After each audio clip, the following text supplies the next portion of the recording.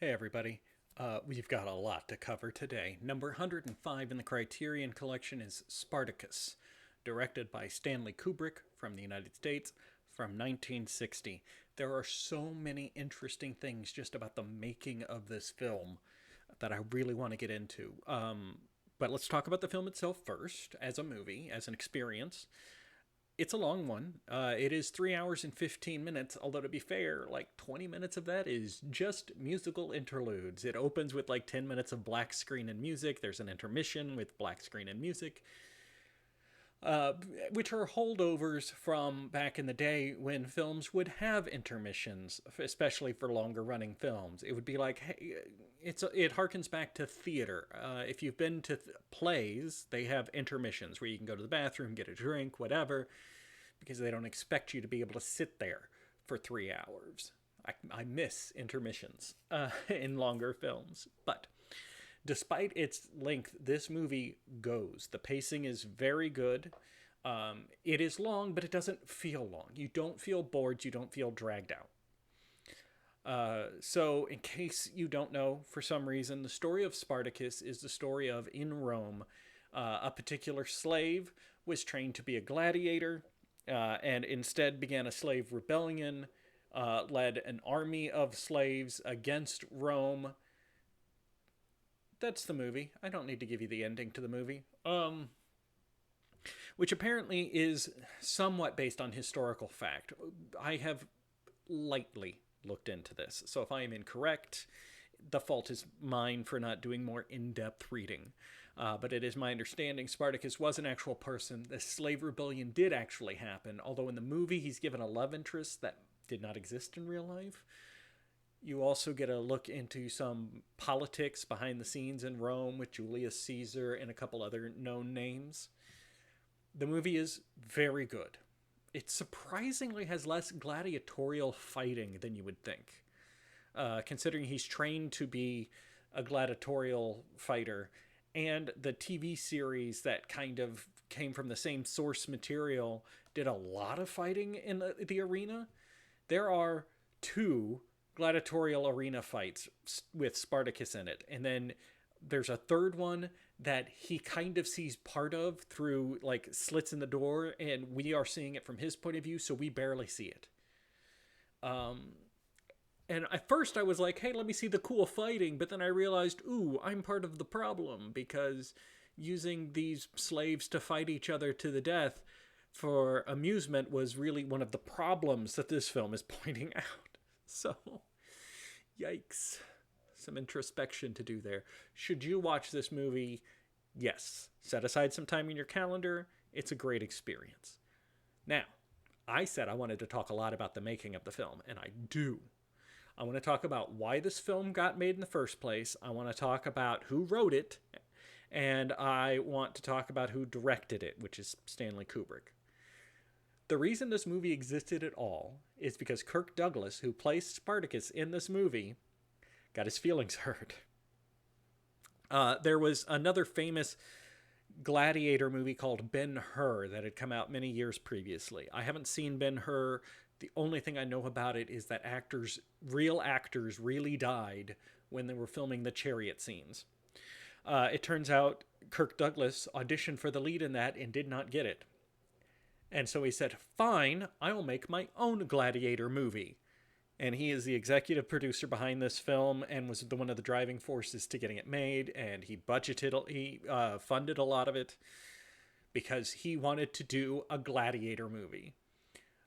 Then they were in a bit of a pinch because Ben-Hur was successful, and this film Spartacus, while being based on a historical event, is also mainly based on a book documenting the historical event.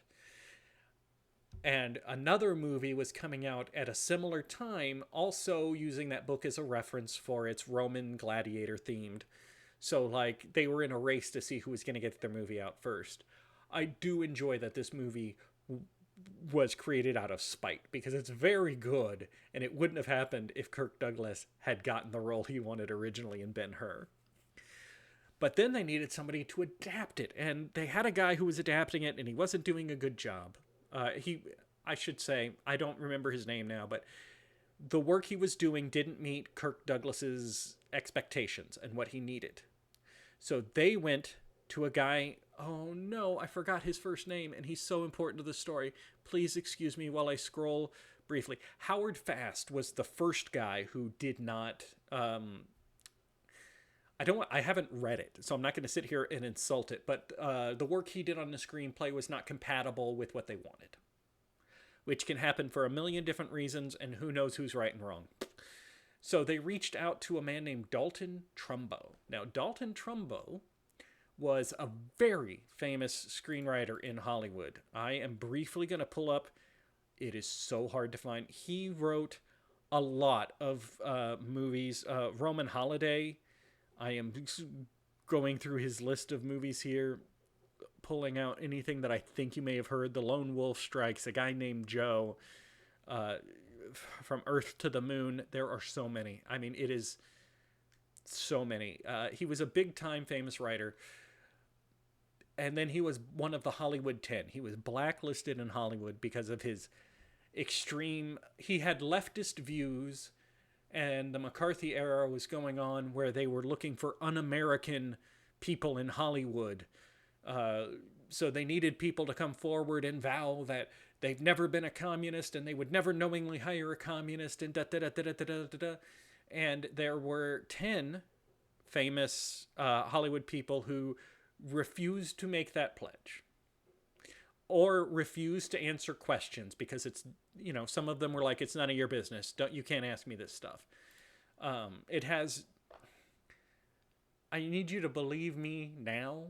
It has nothing to do with them trying to like subvert the country or ruin this country. They had beliefs and they didn't feel that they should be persecuted for whatever they believed in, their personal beliefs. These were actors and screenwriters, right? They were not trying to overthrow the government. They just had their own opinions. Anyway, blacklisted from Hollywood. So Dalton Trumbo spent the next 10 years writing under surnames because he was a very talented writer and a lot of people really respected him. But they couldn't be seen to associate with him because then they would also be un-American.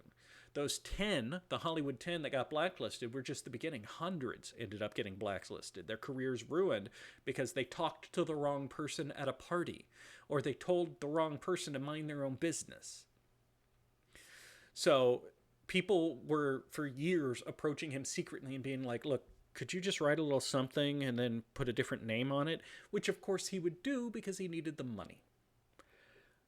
So Kirk Douglas went to Dalton Trumbo and said, look, could you just... I'm trying to get this Howard Fast guy to understand what I want. Could you just write out a treatment of the script that I could bring to him, you know, on the down low, and then he can do it right. And Dalton Trumbo, of course, did it because he needed the money. And he loved to write. Howard Fast saw this treatment and just went, nope, I don't want to write that story that way. So Kirk Douglas went back and said, you know what, Dalton Trumbo, you write the movie. We're going to put your name on it. And this was the movie that brought him back into Hollywood. It broke the blacklist because Kirk Douglas effectively said, I don't care about that nonsense anymore. Let's make a movie. For which Dalton Trumbo was extremely grateful because he actually got to go back onto a Hollywood lot and be recognized for his work again. And he thanked Kirk Douglas for giving him back his name because he could now work under his real name again. Super cool. It doesn't have anything to do with the content of the film, but it is super cool. The last cool thing I want to talk about is, of course, the director, Stanley Kubrick. This is one of his earliest movies, and it is certainly...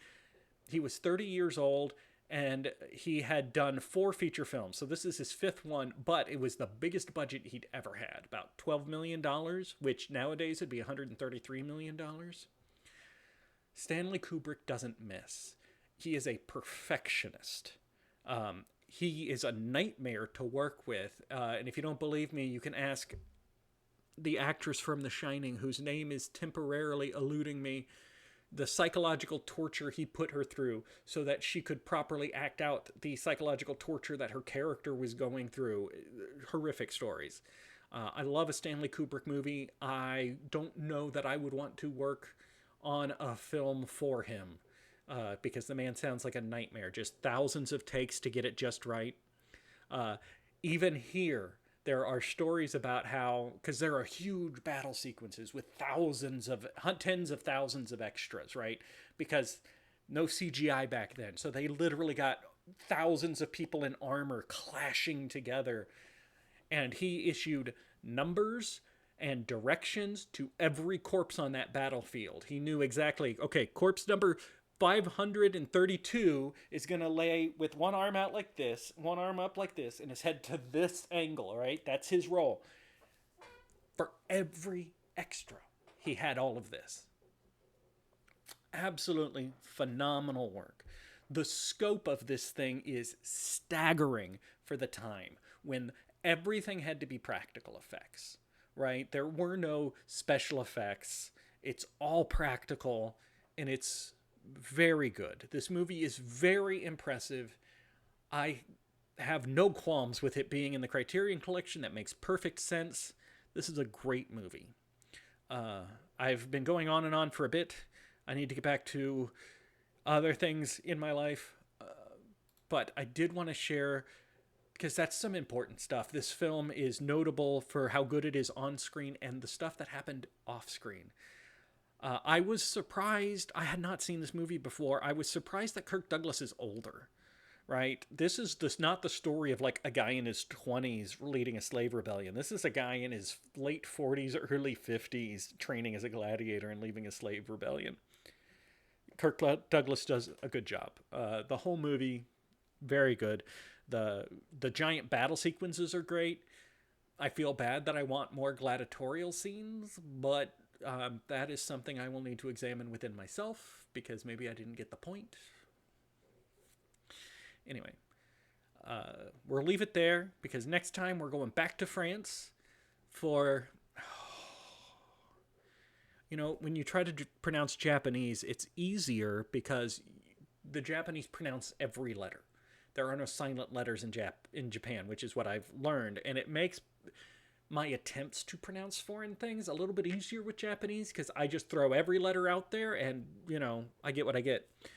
French has so many silent letters.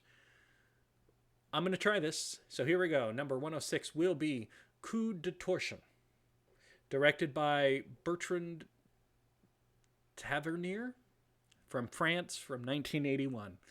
And the next time we see each other, I still won't be able to pronounce those things. I'm looking forward to it. I hope you are too. Thank you as always for being a part of this journey with me. Oh, I feel like I talked a lot. This film was very good. You should go see it. I'll see you guys next time.